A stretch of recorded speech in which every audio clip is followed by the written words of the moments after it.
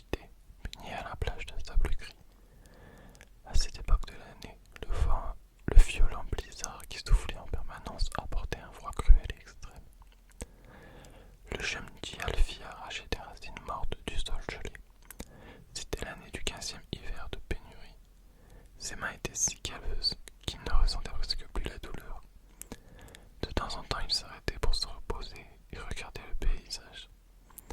Un ravin, des pentes arides au loin et quelques montagnes rocheuses, c'est tout ce qu'il pouvait voir au-delà des champs gelés. À ses côtés, sa sœur Rosquefa lui frottait son dos endolori.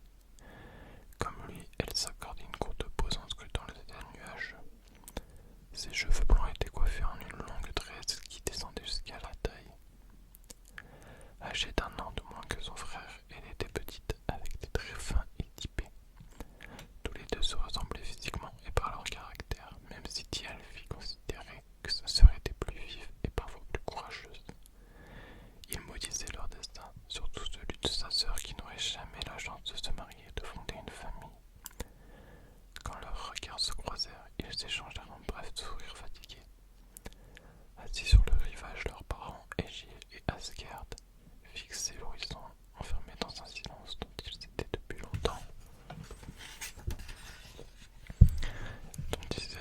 longtemps prisonniers. Leurs enfants avaient tout essayé pour leur redonner la volonté de vivre, mais sans succès.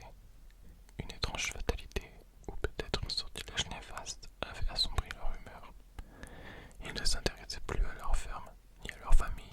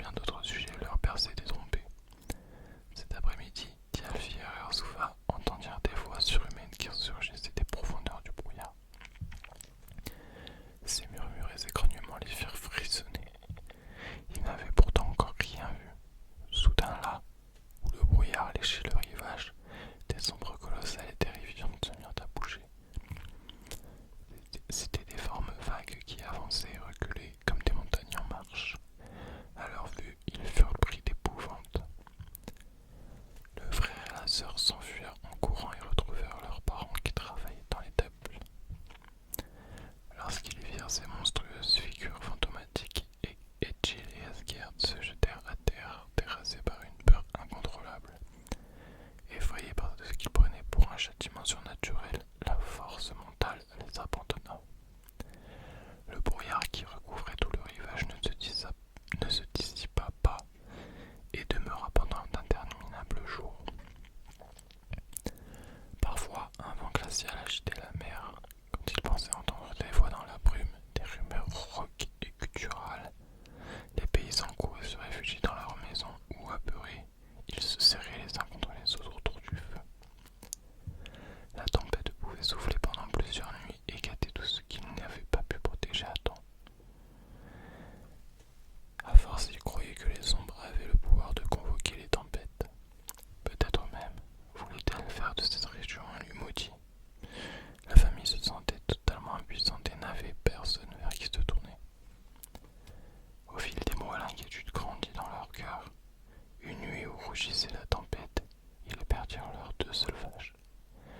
L'une disparut sans laisser de traces, et l'autre, devenue folle, dut être abattue, car son lait avait tourné et plus personne ne pouvait l'approcher.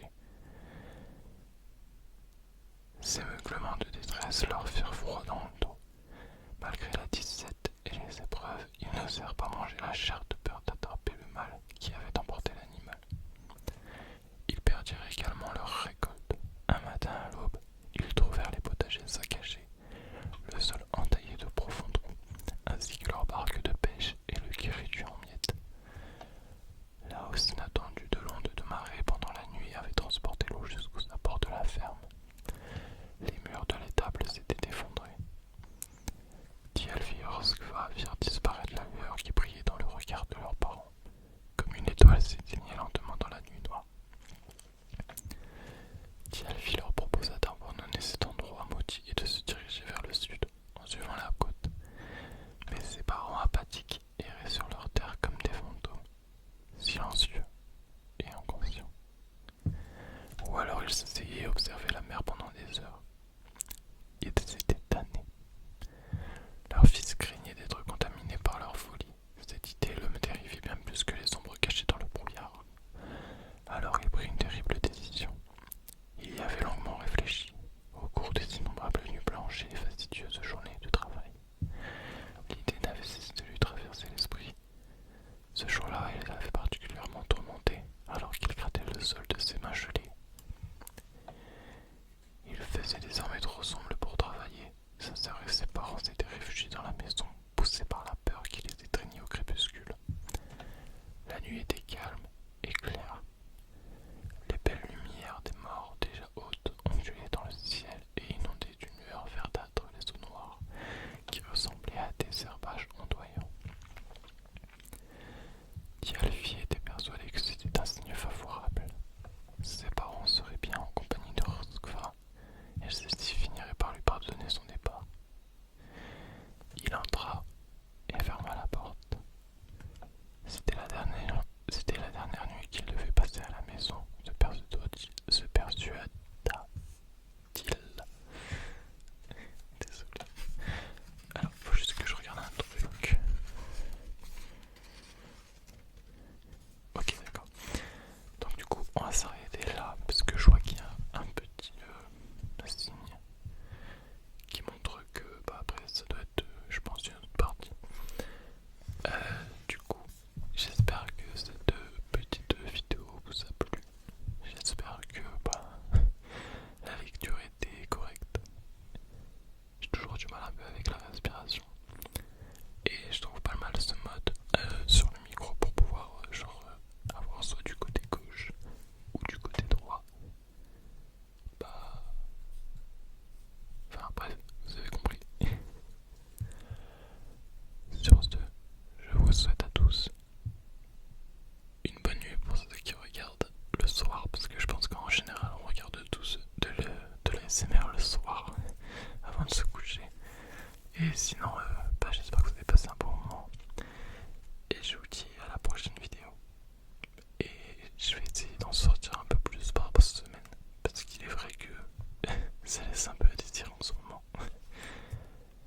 En tout cas, je vous souhaite à tous une bonne nuit, si vous allez dormir, ou une bonne continuation dans les vidéos de ASMR. Si t'es pas abonné, n'hésite pas à t'abonner si ça te plaît, et n'hésite pas à lâcher un petit like et un petit commentaire